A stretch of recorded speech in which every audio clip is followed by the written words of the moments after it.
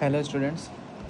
तो जैसा कि मैंने बोला था कि हम लोग आज से एक नया इनिशिएटिव शुरू कर रहे हैं, जिसमें क्या होगा, कोई भी जितना भी जो मैं सिलेबस हम कंप्लीट करवाएंगे तुम लोग को वहाँ पर पढ़ा के, और उसका हम रिकॉर्डेड लेक्चर हम घर में करके तुम लोग को दे देंगे, ताकि तुम लोग एग्ज़ाम के टाइम पे रिवाइज़ कर सको। जो क्लास नहीं आ पाया है उसके लिए रिकॉर्डेड, जो कि देखो, अगर जानबूझ के नागा करोगे तो ये तो बात अलग है, मैं रिकॉर्डेड लेक्चर नहीं दूंगा। क्लास आना है, रिकॉर्डेड लेक्चर तुम्हारे सप्लीमेंट्री के लिए रहेगा, ठीक है। तो हर सब्जेक्ट का हम धीरे धीरे करके रिकॉर्डेड लेक्चर हम अपलोड कर रहे हैं, ठीक है। तो हम लोग क्या पढ़ने वाले थे, इन्फ्लेशन पढ़ने वाले थे, ठीक है। तो इन्फ्लेशन के बारे में हम क्या बताए थे, इन्फ्लेशन क्या है एक्चुअली। इन्फ्लेशन अक्सर लोग सोचते हैं कि एक दो चीज़ का प्राइस बढ़ेगा तो वो इन्फ्लेशन कहलाएगा। दैट इज़ नॉट करेक्ट, ये करेक्ट नहीं। इन्फ्लेशन का मतलब वो होता है कि जब बहुत सारे प्रोडक्ट्स का, बहुत सारे सेक्टर्स ऑफ इकोनॉमी का, बहुत सारे चीज़ों का एग्रीगेट मतलब इकट्ठा एक साथ प्राइस राइस होने लगे, जो कि कॉन्टीन्यूअसली हो, उसको क्या बोलेंगे, इन्फ्लेशन बोलेंगे, ठीक है। इन्फ्लेशन मतलब क्या है कि when we observe price rise continuously in all the sectors of economy in an aggregate,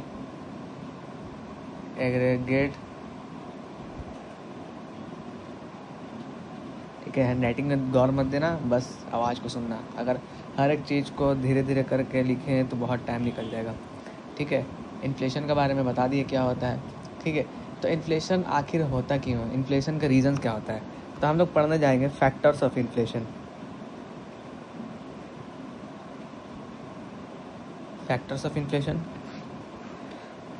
मतलब इन्फ्लेशन के पीछे क्या क्या रीज़न होते हैं, ठीक है। तो पहला फैक्टर हमारा था कि डिमांड पुल इन्फ्लेशन,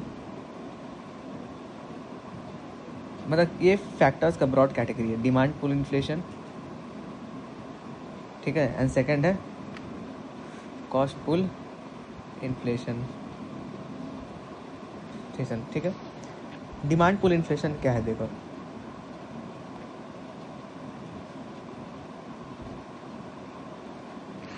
डिमांड पुल इन्फ्लेशन वो इन्फ्लेशन है, मतलब कि जब डिमांड बढ़ जाता है सप्लाई से, तो उससे क्या होता है, इन्फ्लेशन आता है। मतलब डिमांड जो है, demand is not equal to supply, ठीक है। मतलब डिमांड जो है सप्लाई से ग्रेट है। अब देखो कैसे है, समझा रहे हैं हम।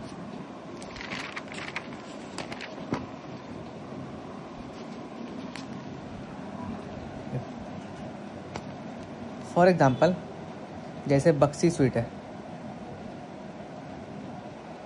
तुम्हारे जो मोहल्ला में बक्सी स्वीट है वो दुकान है, ठीक है। बक्सी स्वीट दुकान है, तो बक्सी स्वीट में मान लो कि बक्सी स्वीट डेली जो है वो 50 स्वीट्स बनाता है, प्रोड्यूस करता है, ठीक है। और 50 स्वीट्स क्या कर रहा है, प्रोड्यूस का मतलब ये सप्लाई हो गया, ठीक है। मतलब 50 स्वीट सप्लाई कर रहा है, ठीक है। और लोग 50 कस्टमर भी आ रहे हैं, ठीक है। मतलब डिमांड भी 50 ही है। अब ये मत बोलना कि हाई सर, हो सकता है कि कोई एक कस्टमर और 10 मिठाई खरीदे। हम ये हाइपोथेटिकल एग्जांपल ले रहे हैं समझाने के लिए। मतलब हर एक आदमी एक मिठाई खरीद, मतलब क्या है कि 50 स्वीट जो है वो सप्लाई है, और वो 50 स्वीट डिमांड में भी है। कोई दिक्कत नहीं है, यहाँ पे इन्फ्लेशन नहीं आएगा।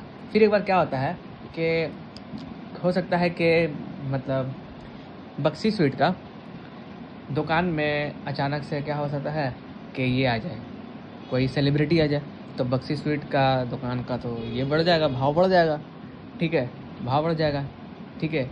या फिर ऐसा हो सकता है बांकड़ा में क्या हो कि अचानक से बहुत लोग एम्प्लॉयड हो गए, बेरोजगार हो गए, ठीक है। तो जब बांकड़ा में एम्प्लॉयमेंट बढ़ेगा, क्या एम्प्लॉयमेंट बढ़ेगा, तो एम्प्लॉयमेंट जब बढ़ता है तो क्या था, लोगों का इनकम भी बढ़ता है। इनकम बढ़ेगा नहीं, बढ़ेगा कि नहीं? हाँ बढ़ेगा। जब लोगों के पास ज़्यादा इनकम आएगा तो लोग क्या करेंगे, ज़्यादा डिमांड करेंगे। और इनकम रखेंगे तो हाथ में थोड़ी ना रखेंगे भाई, वो डिमांड करेंगे, ठीक है। जब डिमांड अचानक से करेंगे तो क्या होगा, सप्लाई तो कांस्टेंट रहता है। सप्लाई मतलब कि अचानक से जल्दी से नहीं बढ़ता है, सप्लाई ज़्यादातर मतलब कि सप्लाई बढ़ने में टाइम लगता है, ठीक है, लेकिन डिमांड उसके कंपैरिजन में ज़्यादा बढ़ने लगता है। तो क्या होगा, यहाँ पे डिमांड बढ़ जाएगा। मतलब बक्सी स्वीट का सप्लाई जो मिठाई का है 50 है, ठीक है, और उसके कंपैरिजन में डिमांड कितना हो गया, लोग खरीदने मिठाई कितने आने लगे, 100 मिठाई।